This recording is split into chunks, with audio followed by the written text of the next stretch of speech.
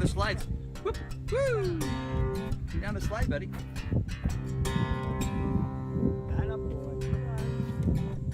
Here we go, buddy. Woo! Yeah, well done, buddy. You gotta come down the other side. The other one. No. Just keep your shoes on. Keep your shoes on, buddy.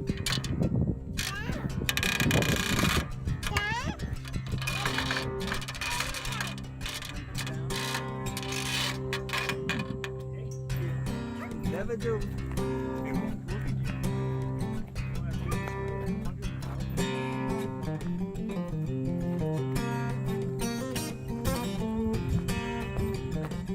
Look at me. Look at me.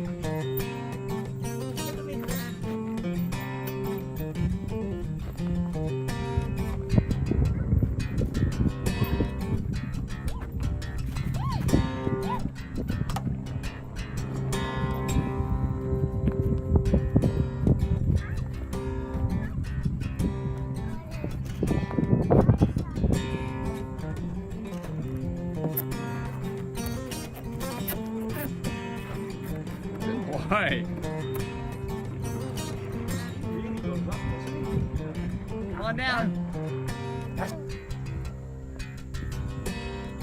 You got it, buddy. You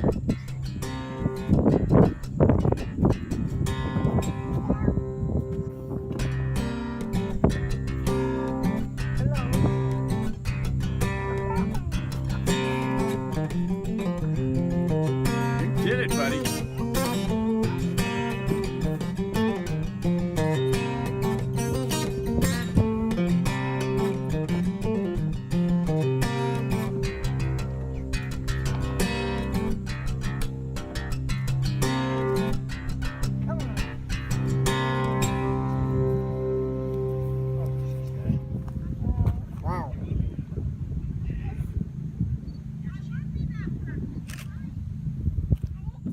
Here is an excellent example of my son's unbelievable strength, walking upside I'll down. follow you right behind you, buddy. You keep going.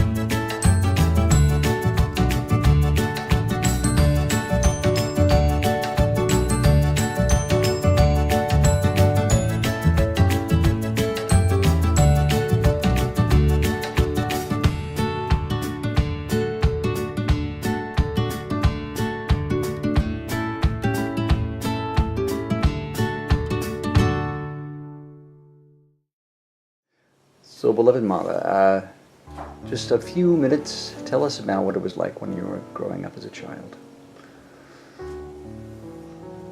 Well, when I was growing up, we had very little, but we had a lot of love and friendship in the home.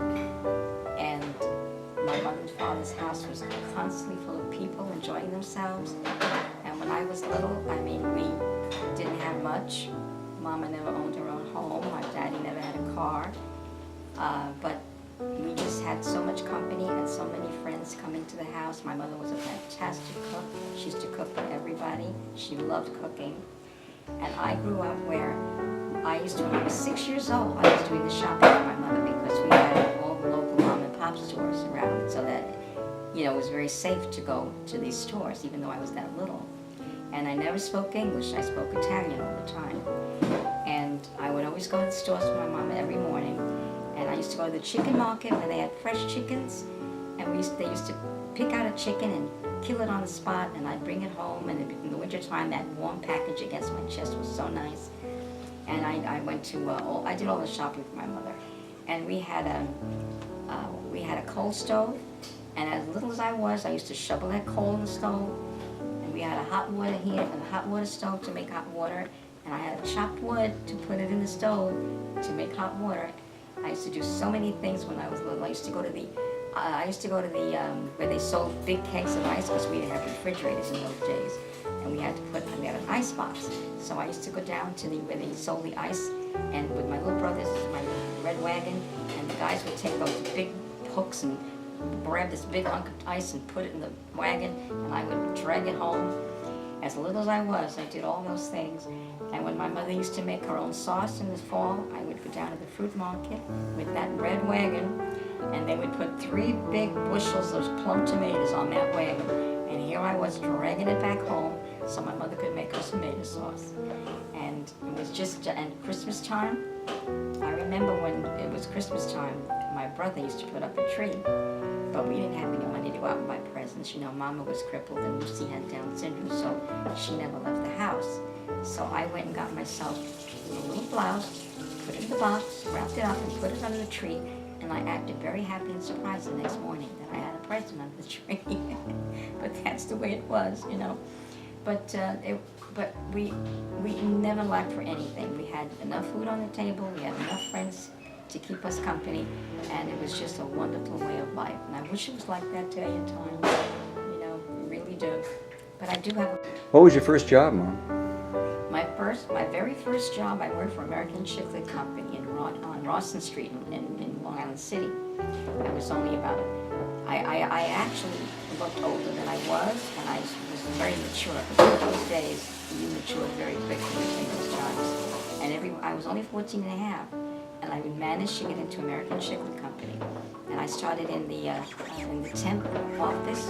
I knew how to type, you know, from school, and I was able to type, and then I went into they put me in the shipping department, and later on I became manager, and I ran the place, and it was a lot of fun. I worked with very nice people, and I really, truly enjoyed it. And I did that for about a couple of years before I got married, and got engaged and got married, and had my first child. And then after that, I was a stay-at-home mom for many, many years. Then when the last one was in school, I worked for a Hallmark store with Daddy, actually. And I did that for almost 14 years, 16 years in one store. And then a store opened up the street where I lived, and I worked in that store for a few years. So that's what I did. That's the work I did. But my most important job was being a mom and raising the kids. My 5 children, that was my most important job. Yep. How far did you get in school, Mom? I got as far as high school, yeah. Were you good at school? I was. I got very good marks in school, but when I started school, I didn't go to kindergarten. I went to 1st grade, and I didn't know a word of English. I went to school for just not being able to speak English. I had to try to understand what the teacher was saying in English and translate it into my own language, and then translate it back to English. And I really got very good at it. And when I got into 3rd grade, I was skipped, actually, to 4th grade. And I was very good in all of my subjects. I had a little difficulty in history, because my problem was doing essay reports. I wasn't very good, you know, trying to explain myself in English as well, in, you know, with essay reports. But otherwise, in all the other subjects, I excelled. I was very, very good. But I only got engaged so quick. Tell us about Nana's cooking. What did you learn from her? Well, Nana's cooking was the best. I mean, she could boil water and make it taste wonderful. She was the best. She did, actually. She was the best cook ever. In fact, she was so good that every holiday people will order a large number of tortellini or tagliatelle or ravioli that people wanted her to make for them for their festival, you know, for their holidays. And every year this certain man, Mr. Peppino, I think his name was, he used to come, and he always wanted Nana to make all the pasta. And every Saturday, Mr. Marchetti, who played for the New York Philharmonic Orchestra, he used to come every Saturday and have dinner at our house, because he just loved my mother's cooking. And Mr. Pino, who was a little short man, looked like Danny DeVito, he used to come every Saturday. My mother had to cook a steak for him, and he would bring it, of course, and she would cook it for him. So she always had a house full of people all the time. Her cooking was just wonderful, just absolutely wonderful. I miss it. To this day, I miss it. I really do. Sometimes I wish that I could taste one of her dishes because I miss them so much. She was a fantastic cook. And this very important lady, she worked for a politician. And this Italian opera star was coming to visit and spend time with her. And his desire was to have tagliatelle verde with bolognese sauce. So she asked my mother if she would make it. So my mother did this. She made the tagliatelle verde with the bolognese sauce. And at that time, my mother had warts on her hand. This is a funny thing. And he loved, to him it was like eating at home. He loved the meal so well that he wanted to meet my mother.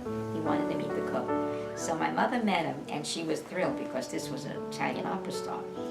And they shook hands. And a short time after that, my mother noticed her warts were gone. And she said it was Giovanni that got rid of those warts on her hand. And we lived wonderful times. Everybody said, whoever came from Italy, in those days, people would come from Europe and find a place here to live. They would always say, go to Minta's house because you'll have a good dinner. Go to Minta's house. And they did. They did. I said my mother at one time had 25 people at dinner. And she was so relaxed, she was never stressed out. She just loved to please people. She loved cooking, and she loved to see the expression on people's faces when she, presented a plate of her food in front of them, It just made her so happy when they say, Clementina, this is delicious, è buono, molto buono. For your own cooking, what have you inherited from Nonna? What are some of her classic cooking traits? Yet, because I'm not, I wish I could say that I inherited anything from my mother. I mean, she made homemade pasta, she made all that stuff, and I didn't learn from them. Daddy's the one. I make, the bolognese sauce that my mother made, the pot and roast, those are the kinds of things that I learned from my mother. All the sauces, the marinara sauce, all that stuff that I learned from my mother. Okay, Pop, we're making pizza here. What do you got going? A little crusty sauce tonight. Crusty pizza. Okay. Now the sauce is made from where? From scratch. From where? Scratch. From your own tomatoes? Of course. Wow, let's take a look at this pot. I know. And there are the tomatoes. And we'll have some mozzarella. Plenty of mozzarella. Double cheese. Double cheese. I'm sorry I don't have any basil.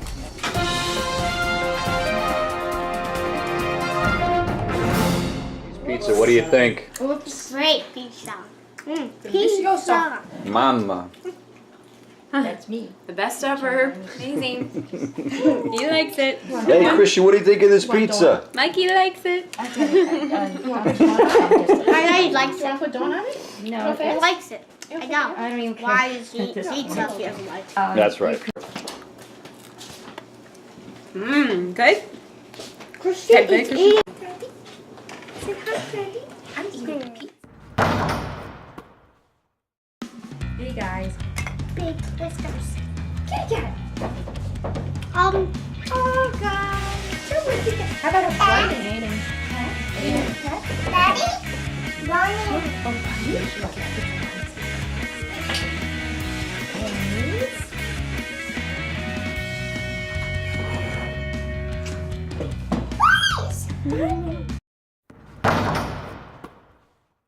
You can't use it for its purpose. It's a little different purpose. I'll hold it and you. Oh, Christian, I'll make the cat. Come, sweetheart. Aiden, pay attention, darling, Alright, to Aiden, Aunt there you Kristen. go. Here, Mom. You can't throw this. You can squeeze it. What is that? Oh, you just squeeze it? Aiden, what do you say? Thanks. Thank you. Aiden, Kristen. into the camera, please. Thanks. What do you got, buddy? It's a squeezy baseball. Yeah. Cool. This is a platter of homemade zeppola just for Christian Paul. My son's favorite game.